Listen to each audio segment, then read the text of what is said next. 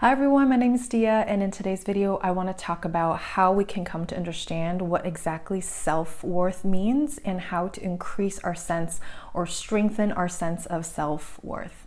I've broken down the video into three main parts today so we can have an organized structure. The first part I want to talk about is understanding what is self-worth and how that differentiates from self-esteem. The second part I want to talk about is why it is incredibly important to have a good, strong sense of self-worth. And the third part, which is probably the most important, I am going to provide you with 4 steps on how to continue to increase, strengthen, and build your own sense of self-worth. Self-worth is a lot more associated with what's going on the inside and less affected or more resilient against outside forces or circumstances. It is a lot more about who you are versus what you do or how you perform. Maybe you're feeling a little bit resistant right now. Does a high self-worth equate to someone being arrogant or full of themselves? And I think maybe, possibly, but that's not black and white, it's more superlative. And do I think that these people who do have a higher sense of self are more confident and possibly get what they desire a bit more? I think the answer is probably yes as well. What's really important here is that you remember, yes, there is a objective reality that we all live in, but how you perceive that reality, how you perceive yourself in relation to your external environments, to other people, plays an almost more crucial role in how you will do or feel or experience life. So this attunement to sense of who you are and having a good, strong sense of self-worth is incredibly important. It's going to dictate how you stand in your boundaries. It's going to dictate what you think you deserve, what you will go for, what you can imagine is possible for yourself. And in life, I don't just mean materialistic things. It could be what's possible in terms of experiences you want to have, relationships you want to have. I like to think of our sense of self as a house that we continuously build and live inside of. And the windows that we open is how we perceive the world, and the doors that we open are how we get to interact and experience with the reality. It's a house that you should feel safe and secure in and is able to weather any type of storm that may occur that you cannot predict. And just like the weather, life is going to be unpredictable. No matter how much you try to plan or control, things are going to come up, things are going to change, meaning we have to change with it. So it is a lot more important to focus on building or having that foundation or that home that is equipped to continue to be remodeled, to renew, or to support you when a storm hits. Secondly, and this is an important concept, one that I've actually personally struggled with in the past. Maybe you never got the loving nurture that you deserved as a kid. And I don't mean spoon-fed, coddling, mom and dad did everything for you. What I mean is that the most basic foundational sense of safety and security. Babies and toddlers and kids need to establish a firm sense of I'm safe at home and I can also explore the world out there courageously. If you're watching this as a cognizant adult, then sorry to say that train has passed. That's just the reality of it. No one's gonna come and fix you. No job, no relationship, mentor, therapist is gonna magically change your life. It's in our hands now. And there are plenty of resources that's gonna lead you to the water, but you are the one that has to drink it. And the sooner we can accept this truth, the sooner we can begin to feel empowered to actually implement the changes we really want to see. And this also helps tremendously to offset that mentality of I'm a victim.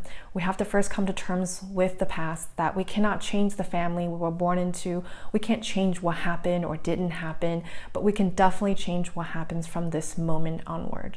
So how do we strengthen or increase our sense of self-worth? I think that's the $1 billion question. And I'm going to break it down into 4 parts.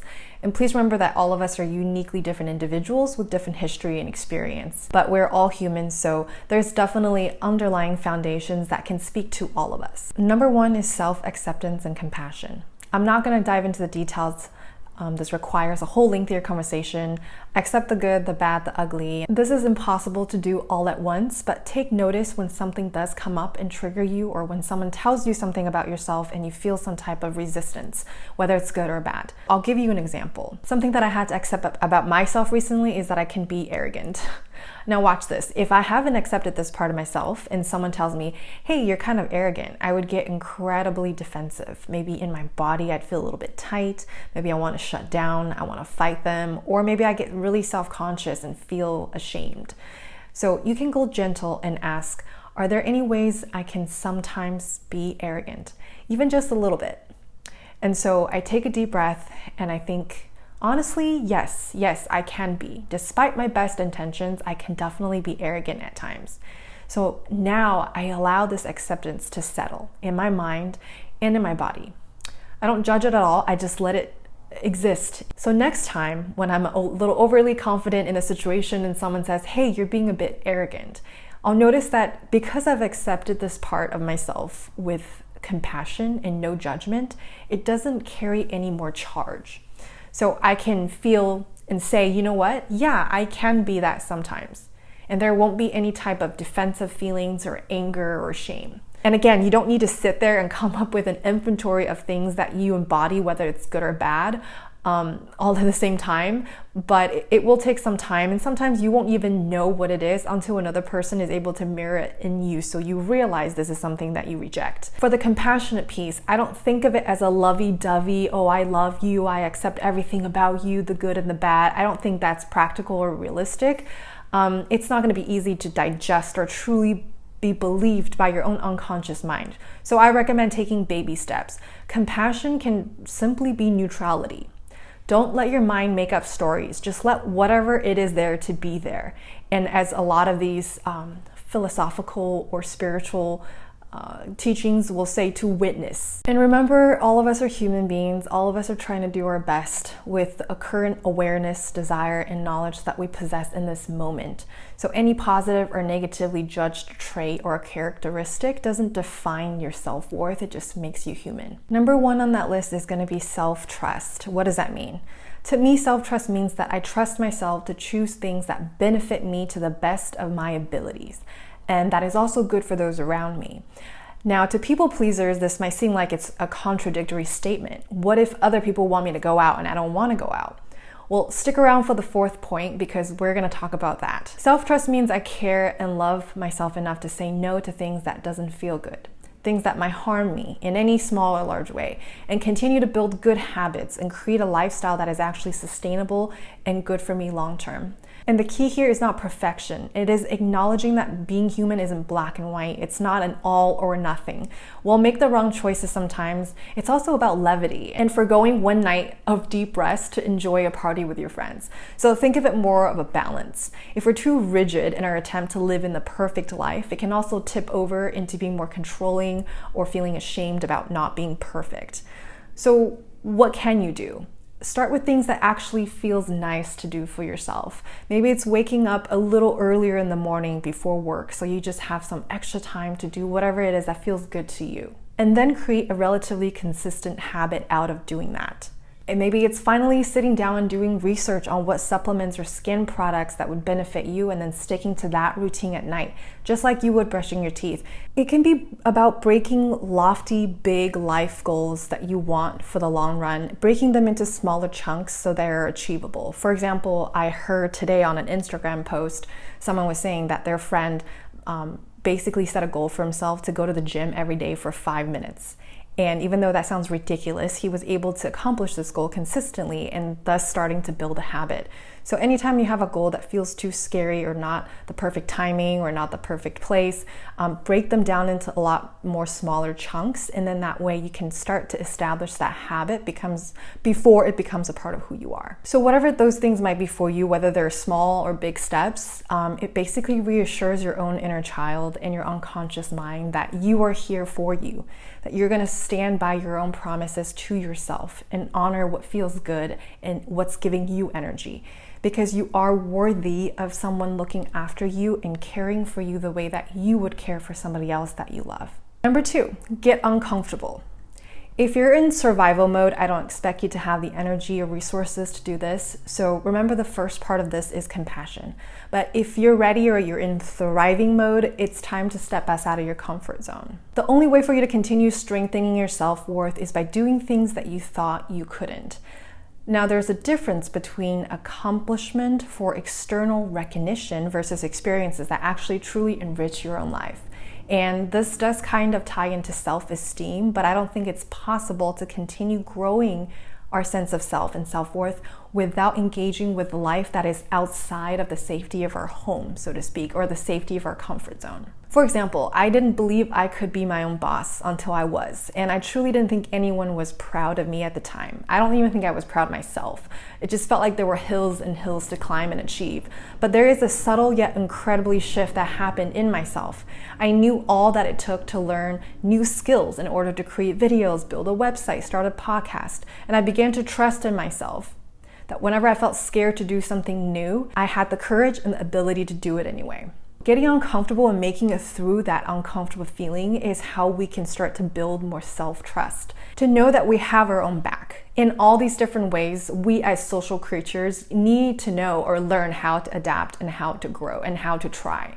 And I don't know what your uncomfortable thing is that you deeply desire to do, but remember just to take baby steps. So I have a bit of social anxiety, even though I deeply desire connection like most of us do. And the way through it is going to things that makes me feel a little bit uncomfortable because there's strangers there and what are they gonna think about me? And then I actually go to those events and realize it's actually kind of nice. And I'm still not the best at this, but I'm definitely making progress. So this is the perfect transition to the next point, which is point 4. And this is the idea of separation of tasks. So I just finished reading this book, The Courage to be Disliked. It's one of those books that was profound enough to actually have inspired this whole episode, to be honest. Separation of tasks simply means that there are tasks that belong to you, and then there are the rest that has absolutely nothing to do with you. And it's not your problem. They're not within your control, and it creates a lot of pain trying to maintain or do other people's tasks. And this ties to the behavior of seeking external validation in order to feel that sense of worthiness. I'm very familiar with this. Growing up, I was really only praised for things that I did, never really for who I am. This led me to being really good at being the helper and feeling like others will only appreciate me or find me valuable if I am doing something for them. And it creates this very shaky or weaker sense of self-worth because a lot of times people won't always appreciate what you do for them or notice it, or they may not even want you to help them. The important point is this, and it ties into setting boundaries. A lot of times we smear our own boundaries in order to feel that acceptance or that love. Maybe you're burnt out and you just want to take Sunday off. You're either afraid to disappoint your friend who's asking you to help them move. So you're exhausted and you're feeling resentful, and you think that now they owe you a favor. Or you first try to say no, but upon their insistence, you start to feel guilty or unconsciously think, I'm not a good friend if I don't go help. So you say yes. And maybe you begin to feel that your friends are only your friends because you do those things or you do those favors for them. It's impossible to believe or trust that someone loves you or accepts you for who you are if you're not being honest about who you are and what you want, and more importantly, what you don't want. So again, to avoid black and white thinking, please know that I'm not saying to always 100% prioritize yourself. That's not possible. There's going to be moments when you show up for someone, even though you're a little bit tired, even though you're burnt out. But it is the proportion of how you show up and how firmly you honor your own needs and your boundaries. If you're constantly worried about how other people are perceiving you or what you're doing other people's tasks for them. Imagine you're an artist and you love the art that you make. You put it online, and out of 100 people that follow you, 20 of them adores your art and they buy it. 70 of them felt indifferent or didn't connect to it, and 10 of them are just straight up haters. Is it possible for you to have everyone like what you do or who you are? But if you love what you made and you firmly stand by it and enjoyed it, why try to control how it's being perceived? Because you simply cannot. You'll be pulled in literally 100 different directions trying to please everybody. Trust that the people who genuinely matter and love you will love you through your imperfections. Know that you cannot control if someone is upset at you or mad at you. That is their task. Your task is to know what your integrity means, know your limits, know what is a no and what's a yes, and allow everyone else to do their tasks. How you're perceived is not your task. All we can do is operate from the latest updated version of ourselves. Not perfectly because we're human, but we do our best and we take responsibility and accountability for our words and actions and our behaviors. But how it is received is not something that you have any say in, no matter how much you push or you bend. As you can probably tell, I am an avid reader, and if you're curious, you can check out my video, 5 books that will change your life. You can also follow my podcast, Path Back to You, join the Modern Pen Pal newsletter, or you can follow me on any of the social media platforms. I'll have everything listed down below. Until next time.